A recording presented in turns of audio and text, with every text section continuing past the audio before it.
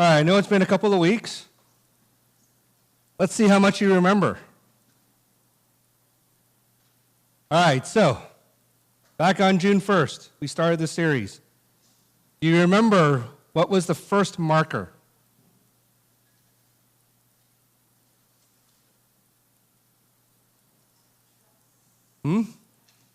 Trust? Trust in, Trust in God, yeah. So do you trust Jesus, right? That's the first start. So that's the first marker, right? Do you trust Jesus in the first place? That's unconditionally. That's the first one. All right. Let's see now. What's this one? Do you remember? Okay, so who influences you? So therefore...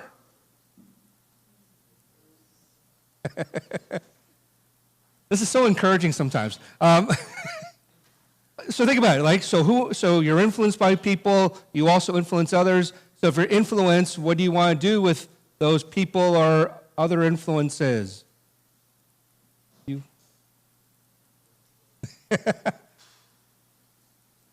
Psalm chapter 1.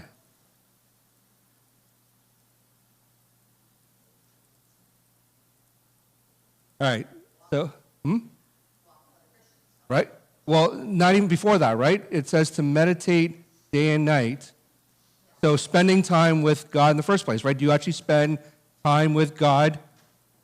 What does your time with God look like? If God is meant to influence you, be your primary influencer, how do you spend time with him? Okay, so we started with trust in Jesus. That's fundamental. And then we went to, okay, if you trust Jesus, then you should be spending time with Jesus. Hopefully. And then as you're spending time with Jesus, next part is...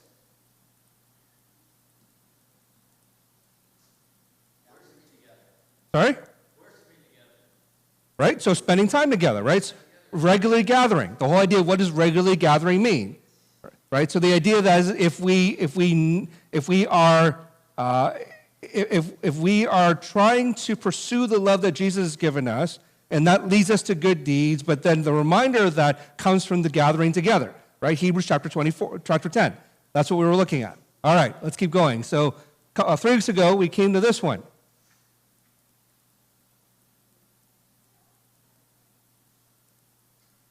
So you trust Jesus, you spend time with Jesus, we gather regularly.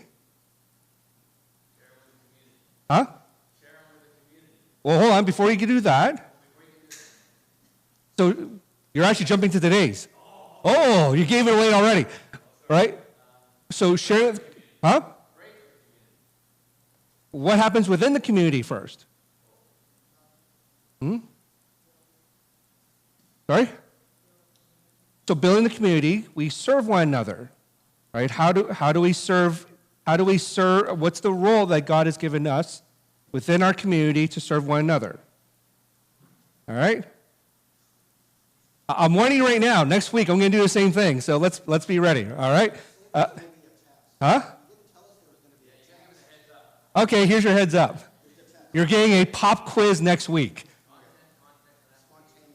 I will say this too. It is an open book pop quiz.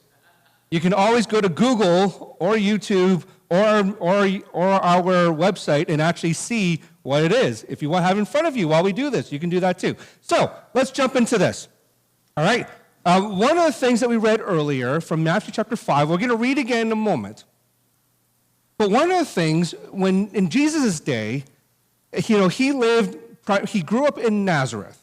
Nazareth is in the northern part of Israel.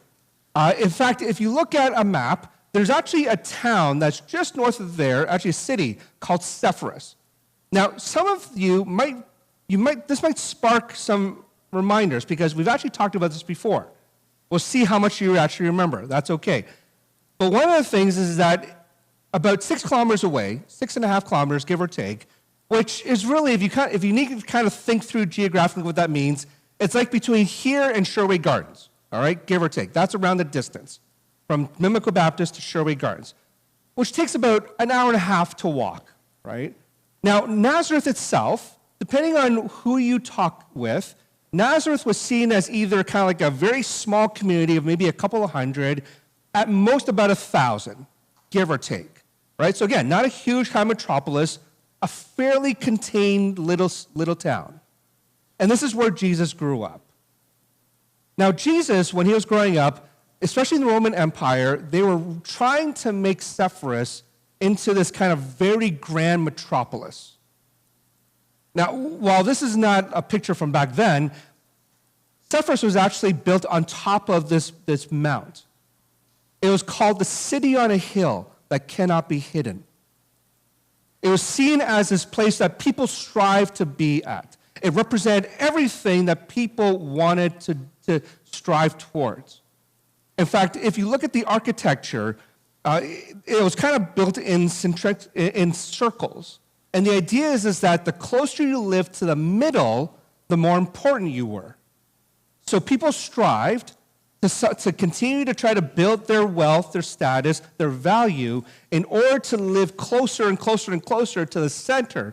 Because the closer you got to the center, it meant that you were more important. So if you kind of imagine this, for all these little towns that were surrounding Sepphoris, they would look around, and it's kind of like sometimes if you look out and you see the CN Tower, it reminds you that's where Toronto is. In fact, you can go as far, sometimes as Niagara, and you can look across the lake and you can see the CN Tower, right? It's this beacon that kind of points out where Toronto is. And so Sepphoris was built on this big hill, really a mount, and the surrounding towns basically looked at this, and this is what they were aiming for. If you want to be anyone, this is where you strive to be. If you can make your way closer to Sepphoris, and once you got into Sepphoris, as you make your way closer to the center, the more important you were. Some people strive for this. Others realized it was a dream that could never be gotten. And so they just gave up and said, well, that's not going to happen, so they just went on with their lives as is. Jesus likely, one of the things that we read about is that Jesus and his dad, Joseph, they were both tectons. Now, we usually translate that as carpenter. Tecton is really another way to look at it. It's actually more like construction worker. So if you picture it, especially around when Sepphoris was really starting to be built by the Roman Empire, it was actually around, give or take, around probably about 8 to 10 AD or so, give or take. And really, Jesus, as a young boy, likely saw his dad, who was likely conscripted, to go and help build Sepphoris. So every day, hour and a half, Joseph likely left Nazareth to walk an hour and a half to go work on Sepphoris and to walk back to his little home. And maybe, I don't know, I'm speculating here, but maybe there were times when Jesus walked out with him and saw his dad walking to the city on a hill that cannot be hidden. Now, jump forward a couple of decades. Because in Matthew chapter 5, we read about how Jesus goes onto a mountainside, and he begins to share what we call the Beatitudes. I know you can't really read this right now. In fact, I would encourage you, go and read Matthew chapter 5. It's this list of different understandings of what it means to be blessed, right? It says, God blesses those who are poor in spirit, who recognize their need for God, for theirs is the kingdom of heaven, right? There's these different Beatitudes that Jesus shares. And as part of that sermon, he gets to our passage for today. Let's read this again. I'm going to ask you to read on the count of 3, all right? English, Mandarin, whatever you want. Ready? Count of 3. 1, 2, 3. You are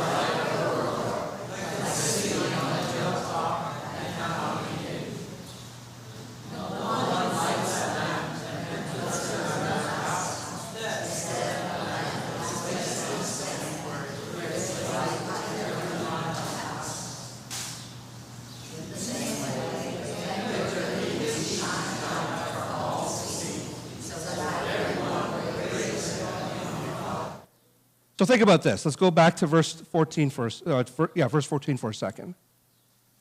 So think about that. The people that Jesus is speaking with, especially those who grew up in Galilee, would have known about the city on a hill. The city that everyone wanted to be in. A city that everyone wanted to strive to be a part of.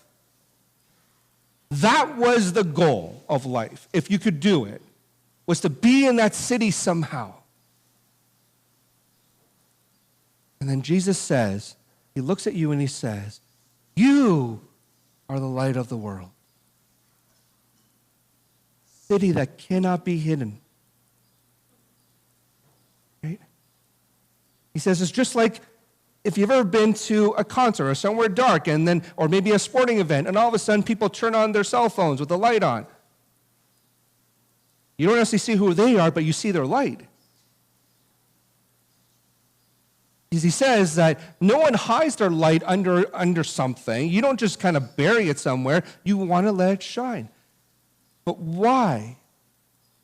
Because in this case, Jesus is saying, not so that you would somehow be, that you be recognized for your status, not because you're recognized for what you have or how people value you, but rather, he says, so that they can see what you do. And Jesus says, then they can see me. That somehow the light that you are showing reflects Jesus and what he values. And so over and over again, this is the juxtaposition. What does it mean to have the city on a hill that people see, Sepphoris, versus the city on a hill that Jesus is trying to establish? What light is actually going to shine the brightest? What light is going to be most noticed? And over again, this has always been the struggle of many people. Because some people, they strive for Sepphoris, really for themselves. Some people think they're striving for what Jesus calls the kingdom of heaven, but they still don't necessarily look at the way Jesus does it. They look at the way that they want to do it. In fact, there's one particular part of history. This happened around 6 BC or so, give or take. There's a guy named Judas the Galilean.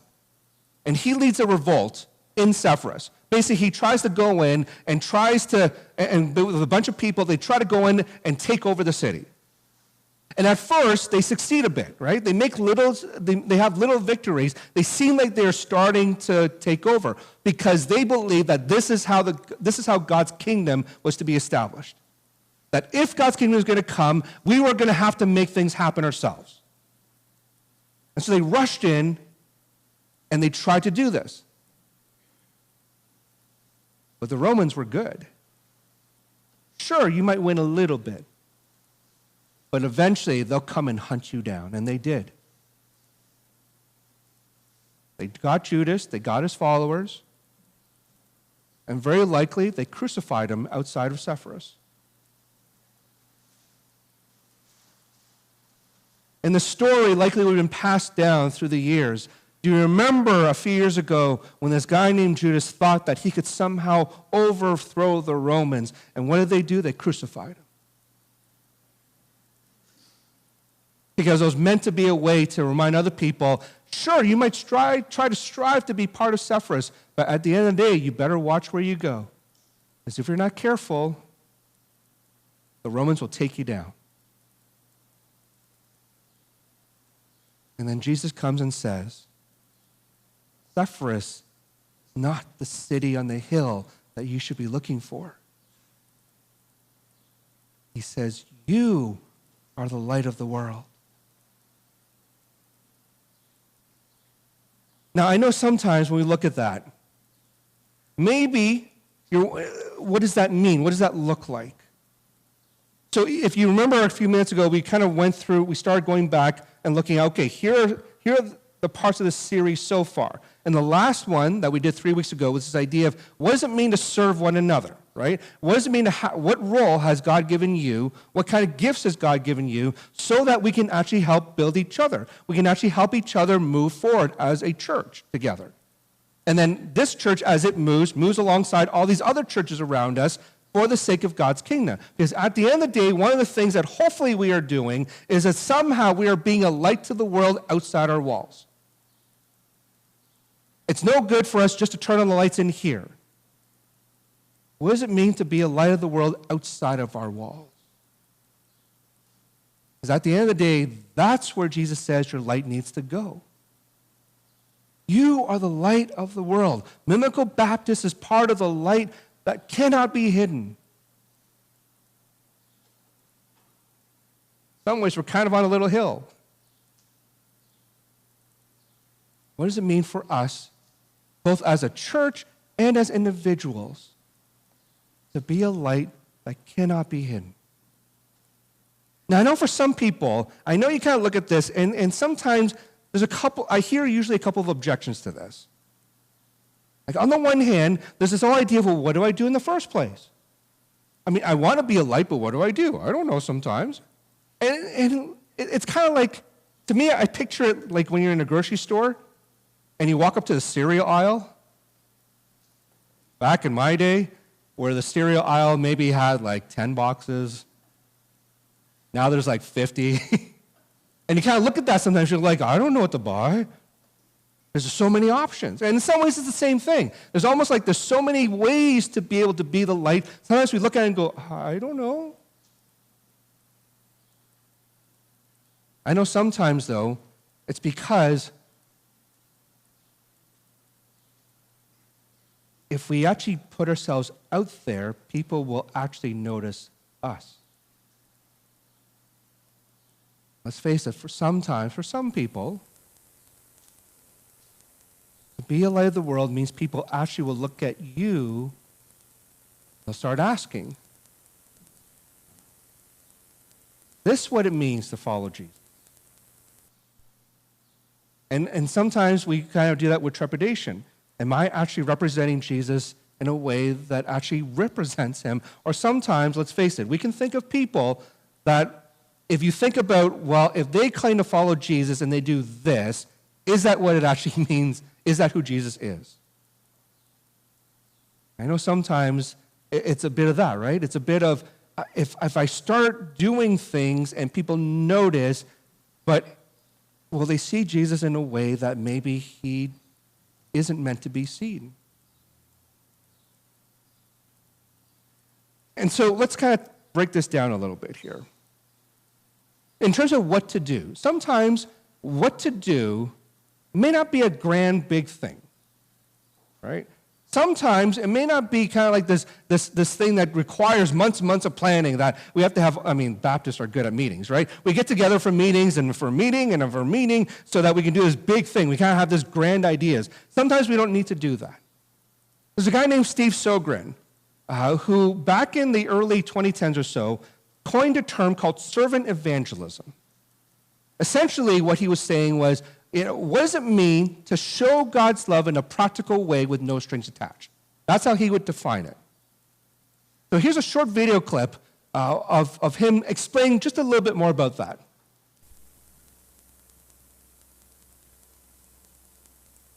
At least I think.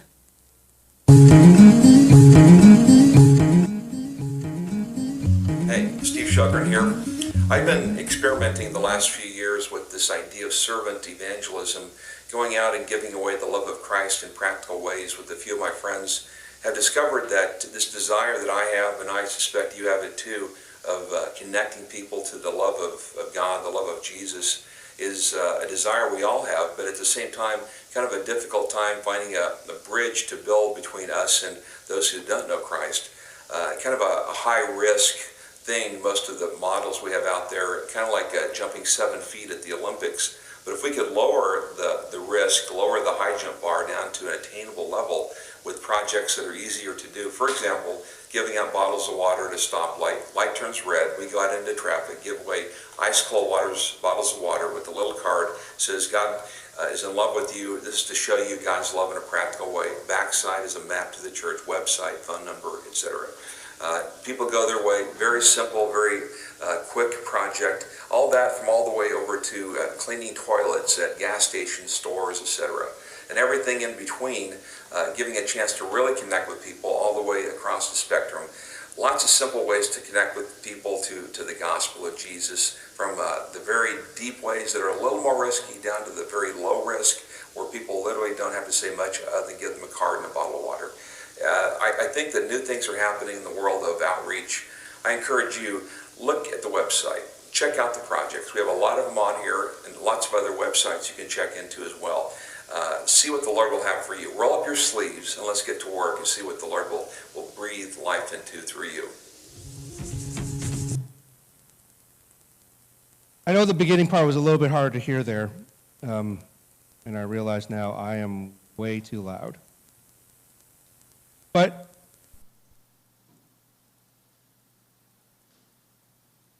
so part of this is that as you're looking at, well, what does it mean to begin to show God's love in a practical way with no strings attached? It could be very simple. It could be, he gives the example of, they did this in Philadelphia. I'm not sure how well it would work in Toronto. But in Philadelphia, they would actually have coolers of water, as he said, that would have just a little saying that says, showing God's love in a practical way, and that they would, when they would go, they would have all these at an intersection, and then when the light turns red, they would rush out, hand these balls of water, rush back in. Now again, I'm not suggesting you necessarily do that, especially in Toronto traffic, but could we do that across the park? Right? Could you do that with a neighbor? He has examples where people would go into these small businesses and basically ask, can we clean your toilets? And they're like, why? Because we want to show God's love in a practical way. Yeah, not suggesting you necessarily have to do that, but that's...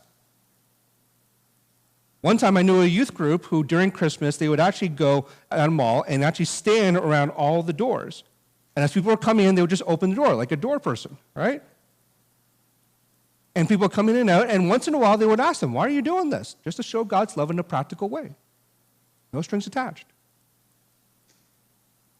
So what does it mean for you to show God's love in a practical way? Right? And some of you are already doing this, which is great. Others of you, maybe you're kind of thinking, well, I'm not sure. Maybe for some of you, it's like, well, what if 2 or 3 of us did this together? That could work too. It's one thing to serve each other within our community, this church family that we call Mimico Baptist. It's another thing now when we begin to be the light of the world, city on a hill that cannot be hidden, so that when they see your good deeds, they would think of the Father. Ultimately, that's what we're trying to do. We didn't read this earlier. This is from Matthew chapter 5, verse 13. Let me just read this. It says, you are the salt of the earth. What good is salt if it has lost its flavor? Can you make it salty again? It will be thrown out and trampled underfoot as worthless. Especially back then, salt was a preservative. They didn't have refrigerators. So in order to keep things fresh, they would basically dump things in salt to try to keep it as fresh as they can. And once that salt began to, if the salt doesn't really work, it's worthless. I would suggest a couple of things that reminds us of. Right? First of all, with salt, on the one hand, if you don't really add much, you don't really notice it, right? You got to add some in order to notice the flavor of it. So on the one hand, for some of us, sometimes maybe we're a little bit, maybe we don't want to admit it, but sometimes we're actually ashamed. We're actually ashamed of what it means to follow Jesus, to actually be identified with Jesus. And so on the one hand, what does it mean to begin to help to be a light that other people notice so that Jesus would be recognized? Now, on the flip side of that, though, is sometimes you can have way too much salt. Let's face it, sometimes you dump so much on, it just kind of ruins it, right? Sometimes we shouldn't be a jerk for Jesus. I don't know about you, I know a few people sometimes.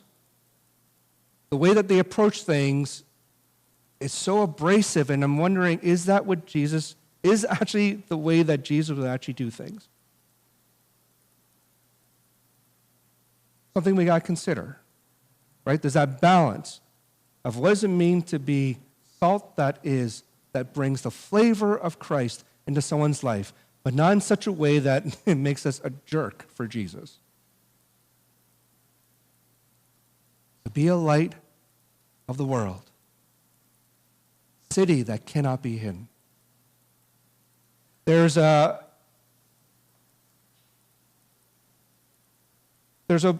book called, there it is. There's a book called Let Me Tell You a Story. And in there, Tony Campolo, who was a sociologist down in Philadelphia. He has a series of mini stories, and let me just share one of them with you here. It says, when I first started doing missionary work in the Dominican Republic, I linked up with a young Christian doctor named Elias Santana. Elias was a man who was ready to pay the price of building the kingdom of God. He had turned his back on what could have been a lucrative medical practice in Chicago and returned to his native Santo Domingo to work among the poor. Whatever money he made taking care of people who could afford to pay him was spent on pharmaceutical supplies that he gave away to the impoverished people who lived in the slums of his city. Day in, day out, he worked among the poorest of the poor, giving them the medical help they could never have afforded. He even gave away what limited money he had. One day, Tony, was with Elias when he drove his truck into one of those worst slums in the city.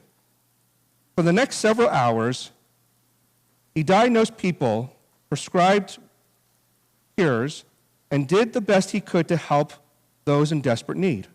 After several hours of medical work, he honked the horn of the truck, climbed on its roof, and began to preach the gospel.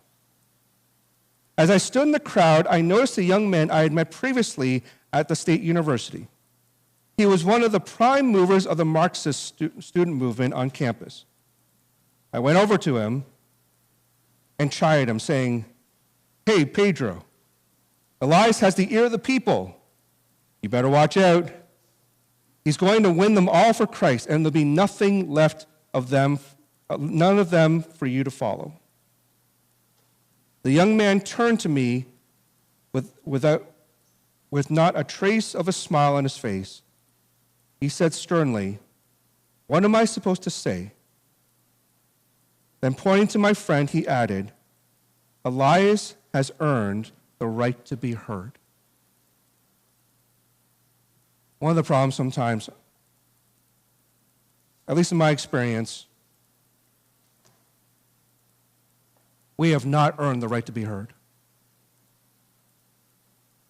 Sometimes I know people, when they think of this idea of evangelism, we think that we have to go and preach the gospel, which is true. We have to go and share the gospel, which is true. But sometimes just coming with the Bible and just saying, you need to believe this, we have not won the right to be heard. Especially in today's society, where so many people don't even know what Scripture is in the first place. One comedian said that sometimes they thought Jesus Christ was what he called him, because every so often he swore at the kid and said, "Jesus Christ." That's who he thought Jesus was. So we live in a society right now who doesn't know even who Jesus is. During Christmas, they've heard the Christmas carols, but they have no clue. And you have to just come at them and say, you need to believe this. We have not earned the right to be heard. So a couple of questions. One is this: where can I contribute to the community around me? Now again, this can look in different ways. For some of you, it's volunteering with certain agencies, like Out of the Cold, which is great. For some of you, it's volunteering with the sports team, with your kids' sports team, and through that you are demonstrating the love of Christ in a practical way. That's great. One of the things I get involved in is that I'm an online mentor. I get to connect with people all over the world that I've never met, but we get to try to see what is Jesus trying to say to them. Whatever it might look like for you, what does it mean to contribute to the community that you're around? But maybe one of the other questions is, how will I earn the right to be heard? Go back to verse 16.